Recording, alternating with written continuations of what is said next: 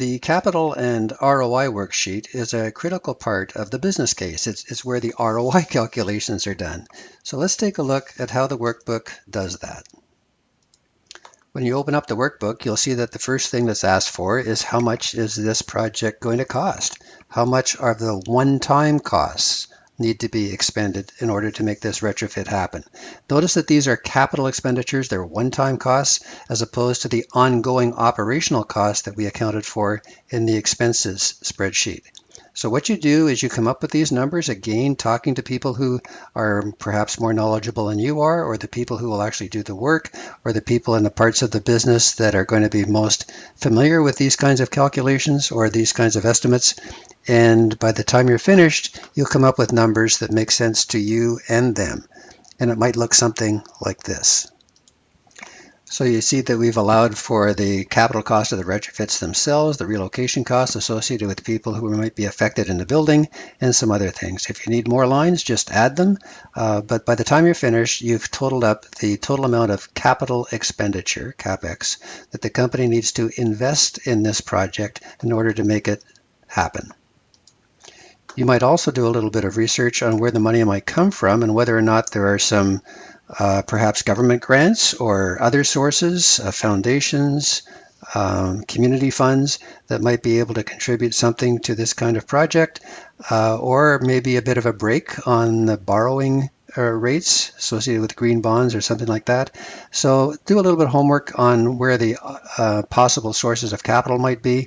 Talk to your finance people about that and see if you can reassure yourself and them that the money is available to be able to do the project.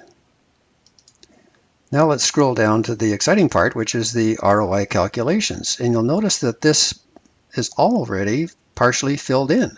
The numbers have been automatically copied from the respective worksheets to this worksheet.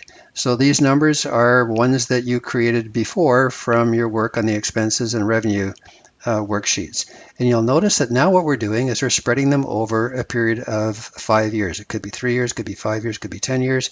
But as a starter set, we're just looking at 5 years. And what we've assumed is that these benefits are going to be realized gradually, not all in the first year. It might take a bit of a build-up. And it starts with a starter set of yearly percentages of the benefits realized of 50, 80, and then 100% for the following 3 years. If you don't think that that's an appropriate reflection of what you think is going to be happening with your project, you can change them. So if you think the operating expenses, for example, the savings associated there might be a little bit lower than that, just put in 25% and maybe 60% and maybe 80%. So you can adjust those percents to whatever you think is an appropriate way of spreading the realization of these benefits over a period of time. So you could go back to those spreadsheets, take a look at the kinds of savings you were talking about. Same thing for any of the others. Productivity benefit, maybe that's only 20% the first year because people aren't in the building too much in the first year. Maybe it's going to be more like 75% the second year, and maybe 100% from then on, and so on. So what I'm trying to help you understand is you can change those percents to anything that you think is more reasonable, and especially having conversations with others in the business and come up with an agreed way in which these benefits are going to be realized over the next few years. You'll notice that the totals across the bottom have all been adjusted as we've been playing with those percents, so have the numbers associated with them, so that all of those formulas are automatically built in. Now we can go down and see calculations that have been done in the background while we've been playing with those numbers. And in this particular case, we end up with some internal rate of return calculations, a payback period calculation, a net present value calculation that reflects the result of all of the things that you have been doing and the rate at which you feel these benefits will be realized. The discount rate is 10%, starts with that. If you think it should be something like 12%, or it's not you actually, it's your finance people, ask them for what this number should be.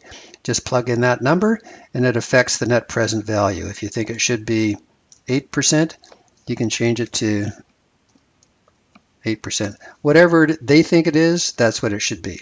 So That also is another reminder that you may want to have the finance people check the formulas that are being used to do these calculations. And you'll notice that there's a comment associated with each of these boxes that encourages you to take a look at Appendix B, where the excruciating detail behind these formulas is explained. And they can check those and verify that they are doing the calculations the same way the workbook is, or vice versa. And if they're doing them differently, then the formulas need to be changed with their help in the workbook to ensure that it reflects the way in which they would normally do these calculations. So in Appendix B, the ROI calculations are all explained. First of all, how the payback period formulas are working, how they're gradually built up, and internal net present value, internal rate of return. So it's a good thing to just verify that you're doing those calculations in a consistent way with the way in which the company would normally do them. So let's go back to the Capital and ROI spreadsheet. All the numbers that we have created here with the help of the built-in calculations have been automatically, as with the other worksheets, they've been automatically copied into the overview worksheet. So if we go to that one, we'll see that these numbers are now there, and they simply reflect the same numbers that were on the worksheet. And it shows us that we're partway through and we've just got a few more calculations to do.